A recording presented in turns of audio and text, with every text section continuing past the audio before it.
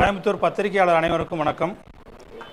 சமவெளியில் மிளகு சாத்தியமே அப்படிங்கிற தலைப்பில் நம்ம ஒரு 4 மாவட்டங்களில் வருகிற 28ஆம் தேதி ஞாயிற்றுக்கிழமை நம்ம ஒரு நேரடியாக களத்தில் ஒரு பயிற்சி வகுப்பு நடத்துகிறோம். இதோட பின்புலம் என்னன்னு கேட்டிங்கன்னா, நம்ம 2017 தமிழகத்தில் பல விவசாயிகள் மிளகு சாகுபடி பண்ணுறதை நம்ம பார்த்தோம். 2017-16 வாக்கில் பார்த்தோம். 17 நம்ம முதல்ல பயிற்சி வகுப்பு புதுக்கோட்டையில் நடத்தினோம். புதுக்கோட்டையில் ஒரு 10 விவசாயிகள் சமவெளியில் மிளகு அவங்க பார்த்திங்கன்னா கேரளாவிலேருந்து அந்த கொடியை எடுத்துகிட்டு ஒரு பரிச்சயார்த்தம் வச்சுருந்தாங்க. அது நல்லா விளைஞ்சிருந்துச்சு 2016-17. அதை நம்ம பார்த்துட்டு அதுக்கு பிறகு இதை தமிழ் முழுக்க விவசாயிக்கு எடுத்துகிட்டு போகணுன்னு முடிவு பண்ணி நம்ம 2017 முதல்ல நம்ம பயிற்சி வகுப்பு நடத்தினோம். அதனோட விளைவு தான் இன்றைக்கி தமிழகம் முழுக்க எனக்கு 37 மாவட்டங்களையும் கிட்டத்தட்ட 3000க்கும் மேற்பட்ட விவசாயிகள் கிட்டத்தட்ட 5 to 6 லட்சம் நாற்றுகள் எடுத்துகிட்டு போய் நட்டு அது தொடர்ந்து விவசாயம் பண்ணிகிட்ருக்காங்க. அதில் நிறைய விவசாயிகள் சக்ஸஸ்ஃபுல்லாக பொருளாதார ரீதியாக சக்ஸஸ்ஃபுல்லாக பண்ணிகிட்ருக்காங்க.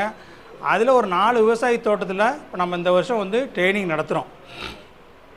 முக்கியமாக பார்த்திங்கன்னா இது எப்படி நடந்துச்சு அப்படின்னா, இப்போ உங்களுக்கு தெரியும், நம்மளாம் தமிழர்கள். நம்ம பூகோள ரீதியும் சரி, நம்மளோட வரலாற்று ரீதியும் சரி, உலகத்துக்கே முன்னோடியானவங்க நம்ம தான். என்ன நம்ம முதல் குடின்னு சொன்னால் கூட அது தமிழ் குடி தான். அந்தளவுக்கு மூத்த குடி தமிழர் குடிங்கிறது. அதேமாதிரி விவசாயத்துலேயும் கிட்டத்தட்ட 12,000 வருஷமாக நம்ம விவசாயம் பண்ணவங்க தமிழர்கள் தான். ஏன்னா அதுக்கான ஆதாரங்கள்லாம் இருக்குது. அந்த அளவில் பார்த்திங்கன்னா நம்ம உலகத்தையே ஒரு முன்னோடி எல்லாத்துலேயுமே இருந்தோம். நம்ம பொருளாதாரத்தில், விவசாயத்தில் எல்லாத்துலேயும் முன்னோடியாக இருந்தோம். இடைப்பட்ட காலத்தில் கொஞ்சம் ஒரு சறுக்கல் இருந்துச்சு. கண்டிப்பாக நம்ம எல்லாத்துலேயுமே கொஞ்சம் பின்தங்கிய நிலை வந்துச்சு. அதை திரும்ப மீட்டுருவாக்கப்பட்ட நிலையில் நம்ம இருக்கிறோம். இப்போவும் பார்த்திங்கன்னா நம்ம உலகத்துக்கே ஒரு முன்னோடியான செயலை செஞ்சுக்கிட்டு இருக்கோம். இன்றைக்கி அவங்களுக்கு தெரியும், புவி வெப்பமயமாதல், பருவநிலை மாற்றம், பல விஷயங்களை நம்ம அனுபவிச்சுட்டு இருக்கோம். இன்றைக்கி 10 மாவட்டத்தில் 100 டிகிரி மேலே டெம்பரேச்சர் போயிட்டுருக்கு. இன்னும் 113 டிகிரி தமிழ்நாடு வருங்கிறாங்க. இதுக்கெல்லாம் காரணம் என்ன பார்த்திங்கன்னா, தவறான விவசாய முறைகளால் நம்மளுடைய வளங்களை எல்லாம் அழிச்சிட்டோம். நம்ம நீங்கள் பார்த்தோம், ராஜாக்கள் காலத்தில் வந்தவொடனே முதல்ல கேட்குறது மாதம் மும்மாரி மழை பெஞ்சுதான்னு. அது சும்மா கேட்குற வார்த்தை கிடையாது. உண்மையிலே மாதம் மும்மாரி மழை பெஞ்சுது. ஏன்னா நம்ம தமிழகம் பார்த்திங்கன்னா மறை மாநிலம். இன்றைக்கி இந்த பாலக்காடு மொத்தம் ஒரு 3000 கிலோமீட்டரு மேற்கு தொடர்ச்சி மலையில் இந்த பாலக்காடு கணவாய் மட்டும்தான் நமக்கு ஓப்பன். இங்கே மட்டும்தான் நம்ம காற்று வரும். இது மூலியமாக மட்டும்தான் கொஞ்சம் மழை வந்துச்சு வழிய, மற்றபடி மழைக்கு வாய்ப்பே இல்லை. அப்புறம் எப்படி மாதம் மும்மாரி மழை பெஞ்சுதுன்னா, அந்த அளவுக்கு தமிழகம் முழுக்க பார்த்திங்கன்னா காடுகளை உருவாக்கி வச்சுருந்தாங்க. அந்தந்த ஊர்லேயும் சின்ன சின்ன காடுகள், கோயில் காடுகள்ங்கிற பேரில் உருவாக்கி வச்சுருந்தாங்க. சென்னையிலேருந்து கன்னியாகுமரி வரையிலும் பார்த்திங்கன்னா வெப்பமண்டலம், அதாவது பசுமை மாறா வெப்பமண்டல காடுகள் இருந்துச்சு. அது எல்லாத்தையும் நம்மளுடைய சுய தேவைக்காக நம்ம அழிச்சிட்டோம். இன்றைக்கி பார்த்திங்கன்னா இந்த பசுமை பரப்புங்கிறது ரொம்ப ரொம்ப கம்மியாக போயிட்டு, அதுதான் மாதம் மும்மாரி மழைங்கிறது போய் இன்றைக்கி புயல் மழையாக மாறிட்டு பருவமழையே இல்லாமல் போயிடுச்சு இன்றைக்கி. இதெல்லாம் கருத்தில் கொண்டு தான் சத்குரு 26 ஆண்டுகளுக்கு முந்தையே பார்த்திங்கன்னா ஒரு சுற்றுச்சூழல் இயக்கத்தை ஆரம்பித்தாங்க. அது மெல்ல மெல்ல 2004 பசுமை கரங்களில் பேரில் இருந்துச்சு. அது இப்போ 2019 காவேரி கூக்குரங்கிற பேரில் இருக்குது. இது எல்லாமே பார்த்திங்கன்னா 26 ஆண்டுகளாக களத்தில் தொடர்ந்து இயங்கிட்டு இருக்கோம். அதாவது உலகத்துக்கே முன்னோடியாக இருந்த தமிழ்குடியை திரும்ப நம்மளும் உலகத்துக்கே முன்னாடியே திரும்ப மாற்றணுங்கிற நோக்கத்தில் சுற்றுச்சூழலை மேம்படுது. ஏன்னா சுற்றுச்சூழலுங்கிறது நமக்கு மட்டும் இல்லை. இன்றைக்கி இங்கே மரம் நடுறங்கிறது உலகத்துக்கே அது ஒரு ஆக்சிஜனை கொடுக்குது. உதாரணத்துக்கு பார்த்திங்கன்னா அமேசானில் இருக்கிற அந்த மரங்கள் மூலிமா உலகத்தில் உள்ள 20% மக்கள் சுவாசிக்கிறாங்கன்னு சொல்கிறாங்க. அங்கே உள்ள காட்டு மூலிமா 20% மக்கள். அப்போது இது நம்ம ஊருக்கான தீர்வு கிடையாது. நம்ம ஒரு செயல் செய்கிறோம்னா களத்தில் மரம் நடுறோம், விவசாயிகளுக்கு ஒரு இயற்கை விவசாயத்தை பற்றி ஒரு ட்ரைனிங் நடத்துகிறோம். இது எல்லாமே பார்த்திங்கன்னா உலகத்துக்கான தீர்வாக இருக்குது. அந்த வகையில் நம்ம 25 வருஷமாக களத்தில் இயங்கிகிட்டு இருக்கோம். அதாவது மரங்களை ஆரம்ப கட்டத்தில் மக்கள் மனசில் பதிய வைக்கிற வேலையை செஞ்சுக்கிட்டு இருந்தோம். அதை பசுமை கரங்கள் திட்டத்தின் மூலமாக நம்ம தொடர்ந்து செஞ்சுக்கிட்டே இருந்தோம். அது வெற்றிகரமாக நடந்துச்சு. மக்கள் எல்லாமே மரம் நடனுங்கிற விழிப்புணர்வு இருந்துச்சு. திருமணங்களில், சுப காரியங்களில் எல்லாருமே மரம் நடுங்கிறத ஒரு கலாச்சாரத்தை நம்ம உருவாக்கணும். அதில் நம்ம வெற்றி பெற்றோம். அதில் நம்ம அதிகபட்சம் ஒரே நாளில் 8 லட்சம் மரங்கள் நட்டுலாம் கிண்ண சாதனை பண்ணோம். அன்றைக்கி 2006 அந்த 8 லட்சம் மரங்கள் தான் கிண்ண சாதனை. இதெல்லாம் பண்ணதுனால மக்கள்கிட்ட ஒரு விழிப்புணர்வு இருந்துச்சு. நம்ம மரம் நடணும், நம்மளுடைய நுரையீரலில் பாதி மரத்தில் தான் இருக்குது, மரம் இல்லைன்னா வாழ முடியாது அப்படிங்கிற ஒரு விழிப்புணர்வு மக்களுக்கு வந்து நம்ம அந்த பசுமை கரங்கள் திட்டங்களும் ஏற்படுத்தணும். அடுத்ததாக பார்த்தீங்கன்னா 2017 சத்குரு அதாவது நதிகளை மீட்போம் பாரதம் காப்போங்கிற மிகப்பெரிய இயக்கத்தை ஆரம்பித்தாங்க. அதாவது கன்னியாகுமரியிலேருந்து காஷ்மீர்லேயும் ட்ராவல் பண்ணாங்க. கிட்டத்தட்ட 16 கோடி மக்கள் உலகத்தில் முதலே ஆதரவு தெரிவித்த இயக்கம் வந்து அந்த நதிகளை மீட்போம் பாரதம் காப்போம் இயக்கம். அதோட நோக்கம் என்னென்னா, இந்தியாவில் உள்ள எல்லா நதிகளுமே பார்த்திங்கன்னா அதோட வருஷம் முழுக்க ஓடுற தண்ணிங்கிறது சில மாதங்கள் அப்படி போகிற அளவுக்கு ஆயிடுச்சு. இப்போ நம்ம உதாரணத்துக்கு தமிழகத்தில் காவேரியை எடுத்துக்கலாம். இது ஒரு ஜீவ நதி, வருஷம் முழுக்க தண்ணி ஓடிக்கிட்டு இருந்துச்சு. நான் டெல்டா விவசாயி 3 போகம் விவசாயம் பண்ணேன். இன்றைக்கி ஒரு போக விவசாயத்து தண்ணி இல்லை. இதெல்லாம் காரணம் என்னென்னா, இந்த ஆறுகளோட வடிநில பகுதியில் என்ன மரப்போர்வை இருந்துச்சோ அதில் 80% நம்ம இப்போ அழிச்சிட்டோம். இதை மீட்டுருவாக்கம் பண்ணுறதுக்காக தான் சத்குரு வந்து நதிகளை மீட்போம் பாரதம் காப்போம்னு ஒரு மிகப்பெரிய இயக்கத்தை ஆரம்பித்தாங்க. இது முடிவில் ஒரு 750 பக்க வரைவு வரைக்கும் மத்திய அரசு கொடுத்தாங்க. என்ன செய்யணும், தனியார் நிலம்னா என்ன செய்யணும், மரம் சார்ந்த விவசாயத்தை முன்னெடுக்கணும், பொது இடம்னா முழுமையாக வந்து காடுகளை உருவாக்கணும், அரசாங்க நிலம்னா இதெல்லாம். அதாவது தனியார் நிலத்தில் மரம் நட சொல்கிறேன்னா அது வந்து ஆர்டிகல்ச்சர் மரமாக இருக்கலாம், இல்லை டிம்பர் மரம் இருக்கலாம். அதை வந்து விற்பனை பண்ணுறதுக்கு, அதாவது எஃப்யூ ஆரம்பிக்கிறது, இண்டஸ்ட்ரி ஆரம்பிக்கிறது விட முழு தீர்வாக தான் அந்த புத்தகத்தை வரையறுத்து கொடுத்தாங்க. இதை முழுமையாக வந்து மத்திய அரசு ஏற்றுக்கிட்டு நிதி ஆயோக் மூலிமா அனைத்து மாநிலத்தையும் நடைமுறைப்படுத்த சொன்னாங்க. இதில் நிறைய மாநிலங்கள் நம்மளோட வந்து புரிந்துணர்வு ஒப்பந்தம் பண்ணி ஒரு 6 மாநிலங்கள் செயல் செஞ்சாங்க. கர்நாடகா, பஞ்சாப், சத்தீஸ்கர், இந்த மாநிலங்களோட கூட நம்மளோட புரிந்துணர்வு ஒப்பந்தம் பண்ணி மகாராஷ்டிராவில் நம்ம பண்ணோம். வாகாரி நதின்னு ஒரு நதியை வந்து உயிர்ப்பிக்கிறதுக்காக நம்ம வந்து ஒரு செயல் செஞ்சோம். சில மாநிலங்கள் பார்த்திங்கன்னா அவங்களே செய்யலை. ஒடிசாவிலாம் அந்த கவர்மெண்ட்டே மகாநதி கரையில் வந்து 10,000 கோடிக்கு ப்ராஜெக்ட் அறிவித்தாங்க மரம் நடணும்னு சொல்லிட்டு. இந்த அளவுக்கு இது விழிப்புணர்வை நதிகளை மீட்போம் பாரதம் காப்போம் இயக்கம் வந்துச்சு. அதுக்கு பிறகு வந்து நம்ம வந்து ஒரு தீர்வாக ஒரு நதியை எடுத்து பண்ணணுன்னு தான் காவேரி கூக்குரல் இயக்கத்தை ஆரம்பித்தாங்க. இன்றைக்கி வந்து எதுக்காக இதெல்லாம் சொல்கிறேன்னா, இந்த சமவெளி மிளகு எப்படி வந்துச்சு, இப்போ நதிகளை மீட்போம் பாரதம் காப்போம் ஆரம்பித்து அடுத்தது காவேரி கூக்குரல் இயக்கம் ஆரம்பித்த பிறகு மரம் சார்ந்த விவசாயங்கிறது மிகப்பெரிய விழிப்புணர்வு வந்துச்சு. 2019 சத்குரு வந்து இந்த ரேலியை துவங்கினோடனே எங்களுடைய நாற்றுப்பண்ணை தமிழகத்தில் எங்களுக்கு 40 நாற்றுப்பண்ணைகள் இருக்குது. அவர் ரேலி போயிட்டு வந்தோன்னா எல்லா செடியுமே இப்போ காணா போயிடுச்சு. 6 மாதத்தில் மொத்தம் அந்த வருஷத்துக்கு நாங்கள் என்ன பிளான் பண்ணோமோ அது எல்லாமே நாங்கள் வந்து டிஸ்ட்ரிபியூட் பண்ணிட்டோம். அதுக்கு பிறகு வருஷம் பார்த்திங்கன்னா மிகப்பெரிய ஒரு விழிப்புணர்வு நமக்கு கிடச்சிது. கிட்டத்தட்ட வந்து ஒரு வருஷத்துக்கு 1 கோடி மரங்கள் விநியோகம் பண்ணுற அளவுக்கு நம்ம வந்திருக்கிறோம். கடந்த 2 வருஷமாக போன வருஷம் பார்த்திங்கன்னா 1 கோடி 1 லட்சம் பண்ணோம். அதாவது இந்த 2022-23 நிதியாண்டில் 1,12,47,630 மரங்களை நம்ம வந்து விநியோகம் பண்ணியிருக்கிறோம். இது எல்லாமே களத்தில் 25 வருஷமாக இயங்குறதுனால இதெல்லாம் சாத்தியமானுச்சு. ஒரே நாளில் சாத்தியமாகுது. 1 கோடி மரங்கள் விநியோகம் பண்ணால் கிட்டத்தட்ட 1,20,00,000 மரங்கள் உற்பத்தி பண்ணணும். அந்த உற்பத்திக்கான கட்டமைப்பு ஏற்படுத்தி வச்சுருக்கிறோம். உலகத்திலே மிகப்பெரிய நர்சரி நம்மள்ட்ட இருக்குது. கடலூரில் 29 ஏக்கரில் 84 லட்சம் உற்பத்தி பண்ணுற கெப்பாசிட்டியில் ஒரு நர்சரி இருக்குது. அதில் இன்னும் சிறப்பு என்னென்னா முழுமையாக பெண்களாலே இயங்குது. 200 பெண்கள் முழு நேரமாக இயங்கிட்டு இருக்காங்க. அந்த நாற்றுப்பண்ணையை முழுமையாக அவங்க தான் வந்து செயல்படுத்துகிறாங்க. அந்த அளவுக்கு ஒரு அற்புதமான நாற்றுப்பண்ணை நம்ம வச்சுருக்கிறோம். அது மாதிரி வந்து திருவண்ணாமலையில் 15 ஏக்கர் நாற்றுப்பண்ணை. அந்த உற்பத்தியில் வந்து நம்ம வந்து 1 கோடி டிஸ்ட்ரிபியூட் பண்ணுறதுக்கு உற்பத்தி பண்ணுறதுக்கு ஒரு குழு இருக்குது. அதே மாதிரி நம்ம டிரான்ஸ்போர்ட் பண்ணுறோம். 1 கோடி மரங்கள்னால் கிட்டத்தட்ட 1,20,00,000 மரங்களை வந்து நம்ம டிரான்ஸ்போர்ட் பண்ணணும். ஒரு மாதத்துக்கு 10 லட்சம் 12 லட்சம் கிட்டத்தட்ட 120 லோடு ஒரு நாளைக்கு டிரான்ஸ்போர்ட் பண்ணணும் ஒரு மாதமும். அதை நம்ம வந்து பெரிய குழு வச்சு செஞ்சுக்கிட்டு இருக்கோம். 3வது டிஸ்ட்ரிபியூஷன். 40 நாற்றுப்பண்ணையில் 28 நாற்றுப்பண்ணை நம்மளே நடத்துகிறோம். ஒரு 12 நாற்றுப்பண்ணை விவசாயிகளுக்கு ஒரு பொருளாதார வாய்ப்பாக கொடுத்துருக்கோம்.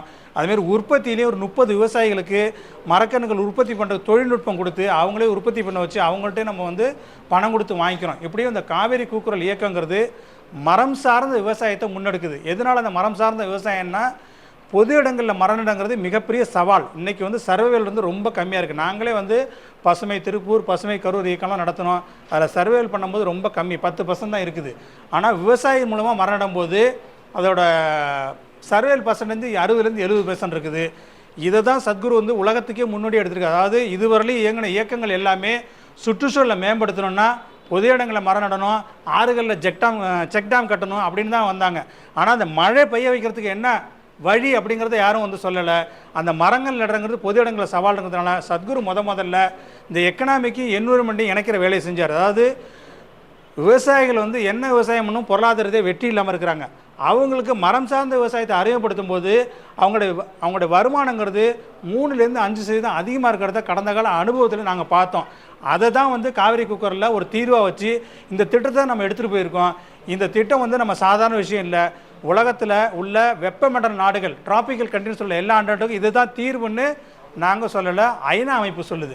ஐநாவோட 4 அமைப்பு நம்மளை அங்கீகரிச்சிருக்குது. அதாவது யுஎன்சிசின்னு சொல்லக்கூடிய பாலைவனமாதல் தடுத்தல் அமைப்பு, அதுக்கப்புறம் யுஎன்இபி, யுஎன்இஏ, யுஎன் ஈகோசாக், இந்த அமைப்புகள்லாம் இந்த காவேரி கூக்குரல் இயக்கத்தை அங்கீகரிச்சிருக்கு.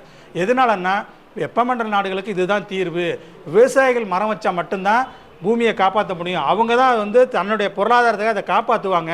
அப்போ அவங்களுடைய பொருளாதாரம் மேம்படும், மண் வளமும் மேம்படும், சுற்றுச்சூழலும் மேம்படும், ஆறுகளும் உயிர்ப்பிக்கப்படும். இவ்வளவு தீர்வும் ஒரு இயக்கத்தில் இருக்குன்னா அது காவிரி கூக்குரல் இயக்கம் தான்.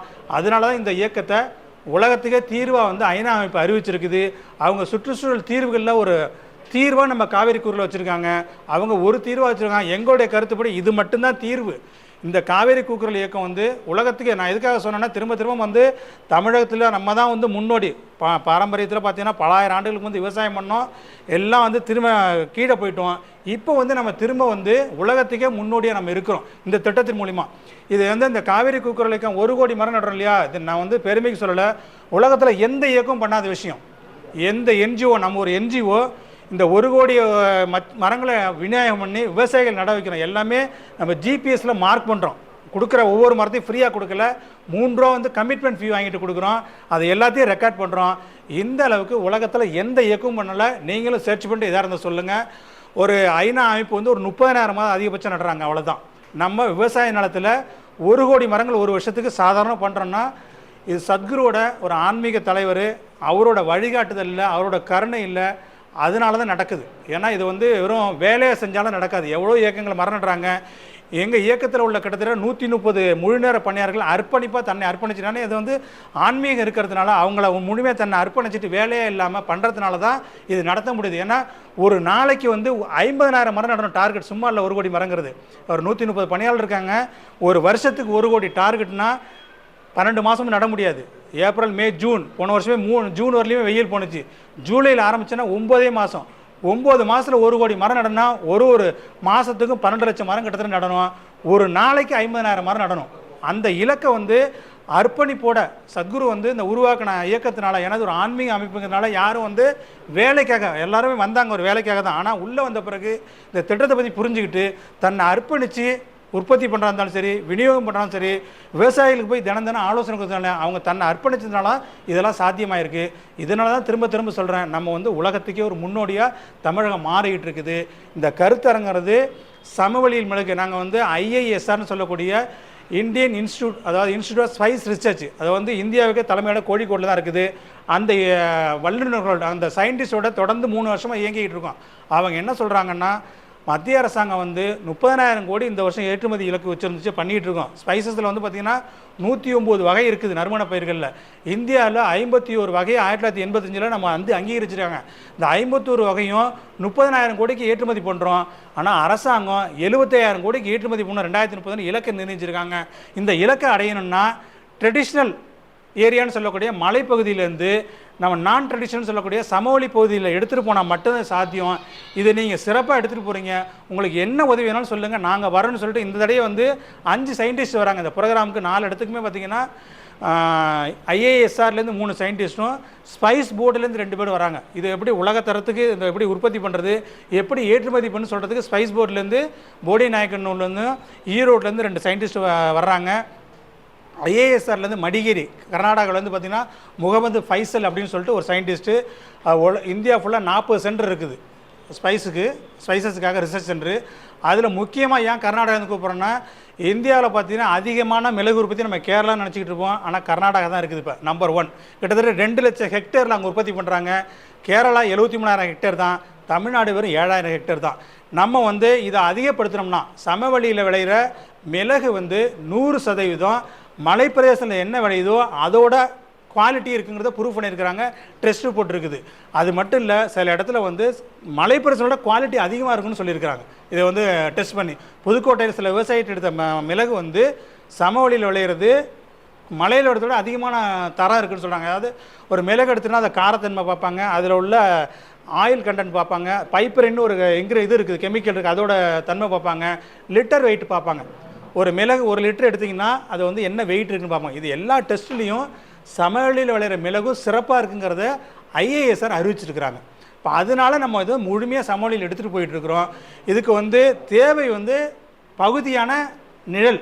அந்த பகுதியான நிழல் மரம் சார்ந்த விவசாயிகள் பண்ணும்போது அவங்களுக்கு பார்ஷியல் ஷேடு கிடைக்குது. அதில் நம்ம மிளகு ஏற்றும் போது மிளகு காய்க்குது. இது எல்லாம் நான் திருவாரூர் மாவட்டம் எங்கள் ஊர்லேயும் மிளகு காய்க்குது, கோயம்புத்தூர்லேயும் காய்க்குது, புதுக்கோட்டையிலையும் காய்க்குது. புதுக்கோட்டை அதிகபட்ச டெம்பரேச்சர் மாவட்டம். திருச்சி மாவட்டத்துலையும் இருக்குது, கடலூர் மாவட்டம், விழுப்புரம் மாவட்டம், காஞ்சிபுரம் மாவட்டம். அடுத்த வருஷம் இந்த வருஷம் 4 இடத்துல பண்ணுறோம். அடுத்த வருஷம் மேக்ஸிமம் 10 மாவட்டத்தில் இந்த ட்ரைனிங் பண்ணலான்னு இருக்கிறோம். நாங்கள் 2017 ட்ரைனிங் நடத்திட்டு இருக்கோம். இந்த ட்ரைனிங்கில் என்ன சிறப்புன்னா, இது வரையும் சமவெளியில் மிளகு வரும்னு நம்ம வந்து அவேர்னஸ் உண்டு பண்ணோம். ஆனால் அந்த சமவெளி மிளகை மலைப்பிரதேசத்தில் விளைவிக்கிற மாரி பொருளாதார ரீதியாக எப்படி சக்ஸஸ்ஃபுல்லாக பண்ணுறது அப்படிங்கிறத இந்த பயிற்சியில் வந்து விஞ்ஞானிகளும் சொல்ல போகிறாங்க. அனுபவ விவசாயிகளும் வர்றாங்க. கிட்டத்தட்ட 10-15 அனுபவ விவசாயிகள் நம்ம ஊர்லேயே இருக்கிறாங்க. அவங்க வந்து இப்போ நம்ம பக்கத்துலேயே 2 பேர் இருக்கிறாங்க. கோயம்புத்தூர் மாவட்டத்தில் சிறப்பாக பண்ணிகிட்ருக்காங்க. 2017 முதல்ல நான் ட்ரைனிங் ஆகும்போது 200 பேர் வந்திருந்தாங்க. அதில் இவங்க 2 பேர் இருந்தாங்க. இன்றைக்கி வந்து ஒரு முன்னோடி விவசாயம் மாறி இருக்காங்க. கடந்த ஆண்டு நம்ம வந்து பார்த்திங்கன்னா ட்ரைனிங் நடத்தினோம். கிட்டத்தட்ட 2500 விவசாயிகள் புதுக்கோட்டையில் ஒரு குக்கிராமத்தில் வந்தாங்க. நம்ம நடத்துகிற எல்லா ட்ரைனிங்குமே எங்கே வந்து விவசாயிகள் அவங்களுடைய மரங்களையோ மிளகையோ உற்பத்தி பண்ணாலும் அந்த தோட்டத்திலே நடத்துகிறோம். அதனால் கண்ணால் நேராக பார்க்குறாங்க, நம்ம மாவட்டத்தில் இந்த ஊரில் விளையுதா, அப்போ இதை நம்மளும் பண்ண முடியுங்கிற 100% நம்பிக்கையோடு அவங்க போய் உடனே செயல் செய்கிறாங்க. இப்போ எங்களால் கொடுக்க முடியல. அதாவது இந்த மிளகுங்கிறது ஒரு பேசிக் வெரைட்டி, 36 வெரைட்டி இருக்குது. கரிமுண்டாங்கிற ஒரு வெரைட்டி, பன்னீர் வெரைட்டி 100% சக்ஸஸ். ஆனால் அதை கேரளாவில் யாரும் உற்பத்தி பண்ணுறதில்ல. ஏன்னா அவங்க அடுத்தடுத்த வெரைட்டிக்கு போயிட்டாங்க. அதால் கொடுக்கறதுக்கே வந்து சிரமமாக இருக்குது. போன வருஷம் ஒரு 5 லட்சம் சாப்ளிங்ஸ் வாங்கி கொடுத்தோம். இந்த வருஷம் அதிகமாக தேவையும் இருக்குது. இப்போ வந்து தொடர்ந்து தேவை இருக்குது. நம்மளால் என்ன முடியுதோ நம்ம கொடுத்துக்கிட்டே இருக்கிறோம். விரைவில் வந்து தமிழ்நாட்டில் 37 மாவட்டத்துலேயும் இந்த நறுமண பயிர்கள் ஒன்று நான் இப்போ வந்து மிளகு சொல்கிறேன், அடுத்து ஜாதிக்காய் விளையுது, அதுக்கும் ட்ரைனிங் நடத்திருக்கோம். லவங்கப்பட்டைங்க நல்லா வருது, கிராம்பு வருது, காஃபி கூட ஒரு விவசாயி கோயம்புத்தூரில் பன்னிமடையில் பண்ணிகிட்ருக்கிறார். அப்போ அதுக்கான சூழ்நிலையை உருவாக்கணும்னா ஒரு 50% மர நிழல் ஒரு கிளைமேட் உருவாக்கணும்னா கண்டிப்பாக சமவெளியில் நறுமண பயிர்கள் வரும்னு சொல்லிட்டு விஞ்ஞானிகள் சொல்கிறாங்க. சில விஷயங்கள் மட்டும் அப்போ வந்து கார்டமம் இருக்குது, அதுக்கு 20 டிகிரி டெம்பரேச்சர் மெயின்டைன் ஆகணும். அது நம்ம ஊரில் வராது. ஆனால் ஒரு 4-5 வெரைட்டி வந்து கண்டிப்பாக வரும். இது மூலிமா விவசாயிகளுடைய பொருளாதாரத்தை கண்டிப்பாக உயர்த்த முடியும். இப்போ விவசாயிகள் வந்து பொருளாதாரத்தையே மிகப்பெரிய பின்தங்கி இருக்காங்க எல்லாத்துலேயுமே. இப்போ மரம் நட்டுட்டு 20 வருஷம் காற்று இல்லாமல் 3வது வருஷத்துலேருந்து மிளகு கொடி ஏற்ற முடியும். மிளகு கொடி ஏற்ற 3வது வருஷமே காய்க்க ஆரம்பிக்குது. தொடர்ந்து ஒரு 20-30 வருஷம் காய்ச்சதுன்னா 10வது வருஷத்துலேருந்து ஒரு கொடியில் 10 கிலோங்கிறது கேரண்டியாக அவங்க ரிட்டர்ன் இருக்கும். அப்போ ஒரு 10 கிலோங்கிறது 300 மரம் நட்டாங்கன்னா 3 டன் ஆச்சு. காஞ்ச மிளகு 1 டன்னு, இன்றைக்கி 1 டன்னு 6 லட்ச ரூபா. இது எல்லாருக்குமே சாத்தியம். இதை வந்து ஏற்கனவே அனுபவிச்சிருக்க விவசாயியோட களத்தில் இந்த ட்ரைனிங் நடத்துறதுனால கண்டிப்பாக அது மிகப்பெரிய வெற்றி அடையும். நீங்கள்லாம் நம்ம பொள்ளாச்சியில், அண்ணா ஆனமலையில் இவங்க தோட்டத்தில் நடத்துகிறோம். நீங்கள்லாம் நேரடியாக வந்து இதை வந்து வெகுஜனத்துக்கு கொண்டு போகணும். உங்களுடைய கடமை வந்து இந்த ஒரு நிரூபிக்கப்பட்ட விஷயத்தை எல்லாத்தையும் எடுத்துகிட்டு போகணுன்னு கேட்டுக்கிறேன். உங்களுக்கு ஏதாவது கேள்வி இருந்தால் கேளுங்க. நன்றி.